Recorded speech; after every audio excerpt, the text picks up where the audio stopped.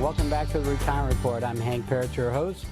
All right, I'm going to get right back into this quickly. The Markowitz Efficient Frontier I was showing you. This is Dr. Markowitz won the Nobel Prize back in 1990 in economics for his equity research.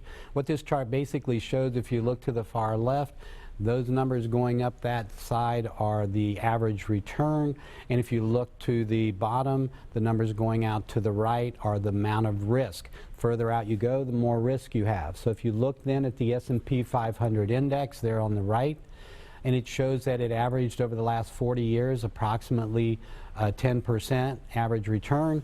With an 18% standard deviation, so that's pretty risky, right? A lot of volatility, as we saw in 2000 through 2010, when in fact it had a negative return, the lost decade. Now, if we look in fact at the moderate portfolio, which is the second one in from the right, that little box there, you see that it has about the same return as the S&P, but with half the risk. So on the next slide, what we'll show is what that looks like. This is a balanced growth portfolio utilizing the research done by Dr. Markowitz and further the three-factor model developed by Dr. Eugene Fama, who won the Nobel Prize in 2013 rather, just 2 years ago. He won the Nobel Prize in economics for his equity research and developed what's known as the three-factor model, which is how these portfolios are designed.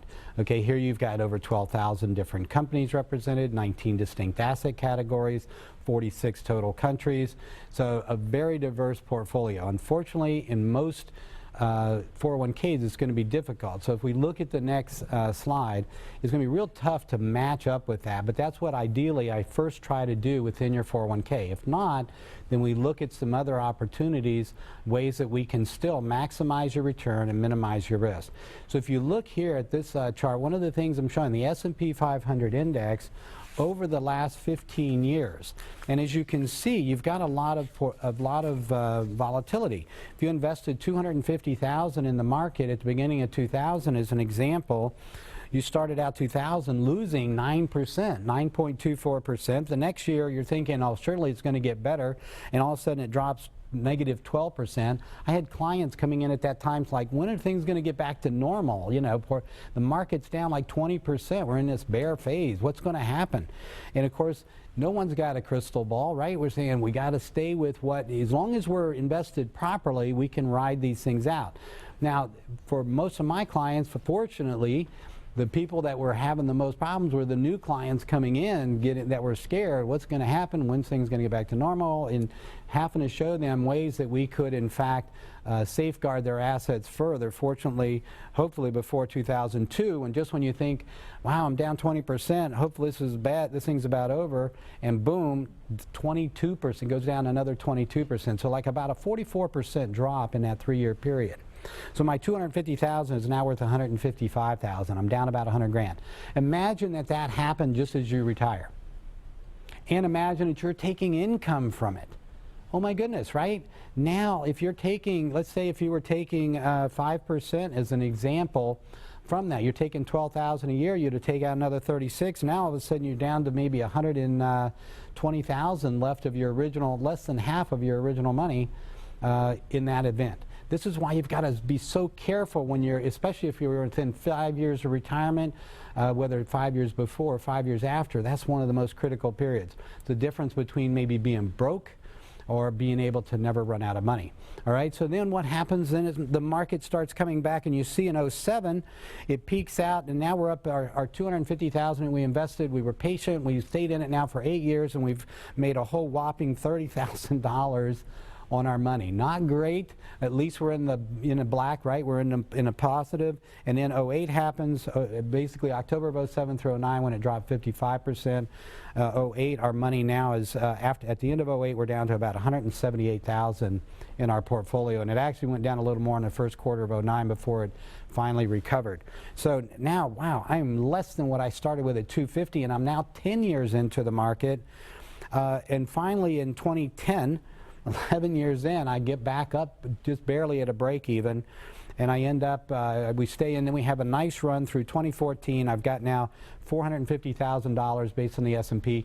That's basically a little less than 4% average per year. Now, that's not real exciting, is it?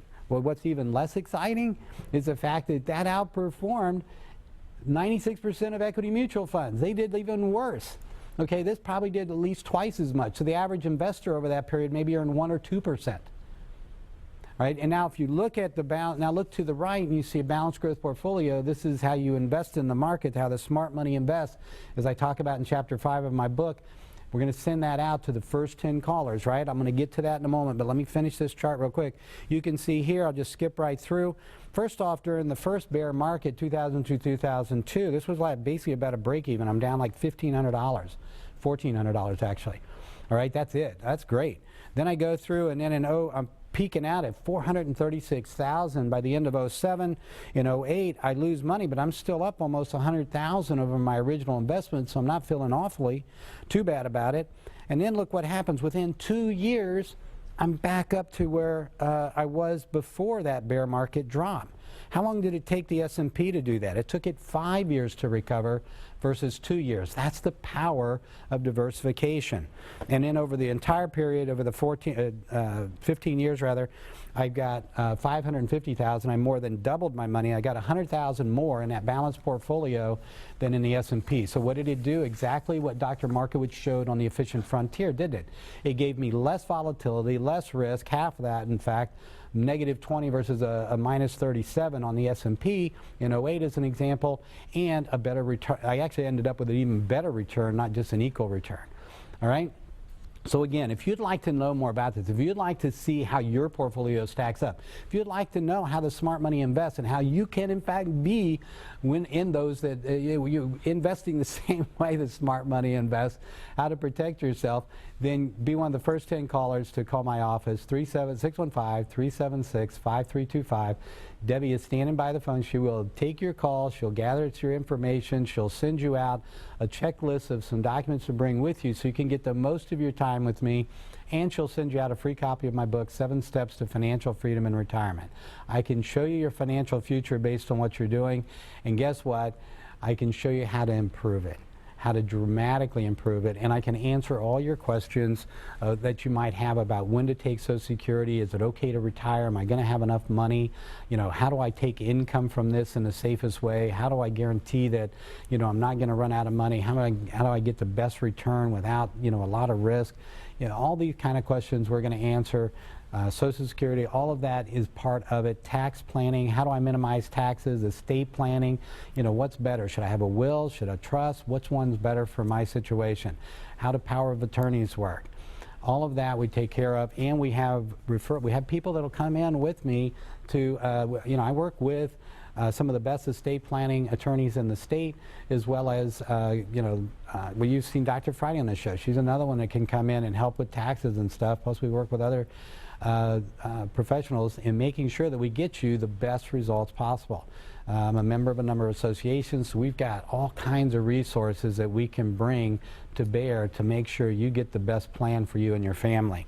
So take advantage of that this week, first 10 callers. Now, spent a lot of time recapping basically about the investment part, okay? And what I want to talk about next is this thing on annuities, because I keep running into this. I see stuff in the news all the time, and I'm thinking, you got to be kidding me that people get this so wrong.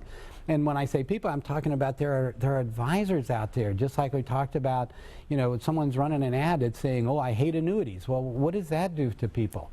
And then you read one paragraph and you see they're talking about variable annuities. And then you might say, well, what is the difference in annuities? So let me show you the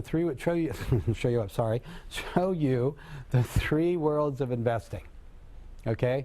Let's get that back up again, and I'll walk through with you the different types of annuities. So if you look at that safe world, right, there's things like savings accounts, checking accounts, CDs, savings bonds, treasuries. See that insurance, fixed annuities? What do we know about fixed annuities? Well, they're kind of like CDs in a sense.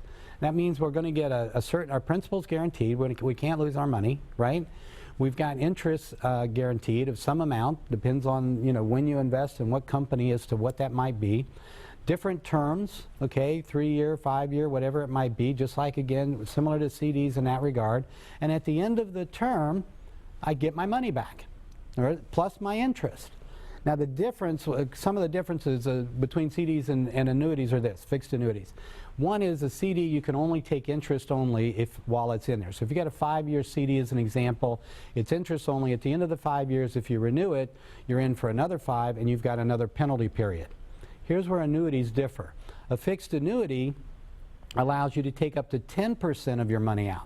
Okay, so you have more access to your funds while it's in there for that 5 years. And at the end of the 5 years, if you want to renew it and keep it in the annuity, there are no penalties after that. They don't renew the penalty. So it makes it 100% liquid. So those are two differences, but otherwise the safety aspect is what we're looking at and the guarantees. The problem is they don't pay enough interest to stay ahead of inflation and taxes, at least not historically.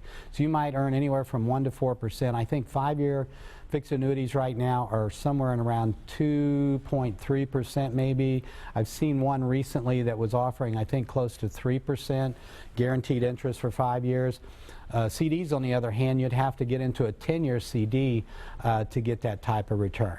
All right, so the problem, again, not staying ahead of inflation and taxes. We've talked about then going into stocks. Well, one other thing about stocks and mutual funds, stocks, bonds, mutual funds, variable annuities. These are the ones that most of the money goes into. This is unfortunately the one that you hear the most bad things about. All right, so when you look at, just as you know, Ken Fisher is advertising, I hate annuities, and he immediately goes to variable annuities. Why? High fees. Tony Robbins in his book talks about variable annuities as well, the difference between fixed annuities and variable annuities, and breaks it down in terms of the fees. You could be looking at anywhere from 3 to 5% annually in fees. That's a lot of fees. Okay, imagine in his example, I think he did when he was looking at average mutual fund costs, mortality expenses, when you put everything together in a variable annuity, I mean, mutual funds alone have some pretty hefty fees typically, but now add in the variable annuity part, and you could be talking, in his example, is 4.7% a year. So that means that you invest $100,000, the first $4,700 that's made goes out in fees. You've got your fund, or your variable annuity has to exceed that to make you any kind of positive return. So now some of them may have income riders or other things where they're guaranteeing you income for life, or if you stay in it for an X amount of time, or if you stay in it, let's say, they say, well, we'll guarantee your premium so that even if you lose the money, if you die, at least we'll give you the premium back to your beneficiaries. No, in other words, if it had lost, they're not going to make anything over whatever amount of years. But so you could lose all this money in this account, all right? And all they're going to say, now that you're almost feeling like you're stuck. Oh my gosh, now I can't take my money out, because if I take my money out, then when I die, they don't get anything. But what does that do for you when you're living? Not a whole lot, especially if you need income. And if it's going to guarantee income, it's going to limit that income. So these are things that we're going to add to fees to provide you that guaranteed income. So a lot of things that you got to watch for. Mainly it's about fees, and that's one of the things when clients come in for the first time and we're talking, they're saying, and I mentioned about annuities, they say, well, what about fees? That's exactly right. Good question. You want to avoid fees. So one of the things when you look at fixed annuities, guess what? No fees. Okay, so let's do the third world up there again, and I'll show you on it. So the fixed annuity part is on the left. On the right is variable annuities, lots of fees. And what else do we know about that third world? There are no guarantees, are there? Principal's not guaranteed, interest is not guaranteed, all right, and you need time. Remember I showed you on the S&P, even there was a 10-year period. It's unusual. I think, you know, it's extremely unusual to have a 10-year period in the S&P where it had a negative return, but it did happen, all right? And most recently it did happen, and that's the concern. Are we facing times with all the federal interventions? Are we facing times of more volatility or less volatility? These are one of the concerns that we have. So the third world, the one in the middle there, you have banks have what are called index CDs, insurance companies have what are called fixed index annuities.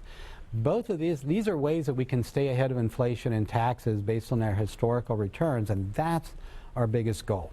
All right, so let's talk about fixed annuities in this part. With fixed annuities and fixed index annuities, we're going to take a break, and when we come back, I'm going to delve into how you can get safety principles. So imagine an investment where you could put your money in, you could get returns comparable to some of the things I've been sharing with you, these strategies, these market strategies, comparable to that, all right, without having to worry about losing your money. Would that be something you'd be interested in? If so, join us. We'll be right back on a retirement report.